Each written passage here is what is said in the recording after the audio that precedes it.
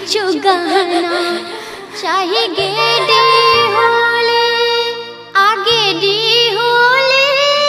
सामा जाय छै सासुर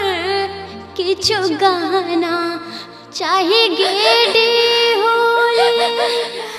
आहे जाओ हे सामा जाओ हे चकेबा जाओ हे चकेबा भैया सबके आशीष देने जाओ भैया सबके आशीष देने जाओ मिली लिया संग रे सहेलिया संग रे सहेलिया अब सामा जाय छै दूर देश अब सामा जाय छै दूर देश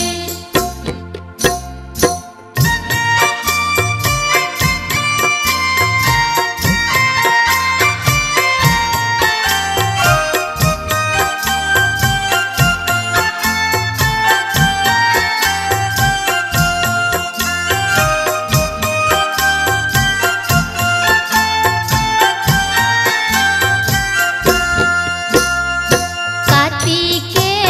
में लौ सामा कार्तिके में जाई छी कार्तिके में जाई छी पौरे का पलटी फेरे जीवा जीवा भैया सबके कही दिया भैया सबके कही दिया जीवो भैया लाख बरिस जीवो भैया लाख बरिस जीवो भैया लाख बरिस जीवो भैया लाख बरिस।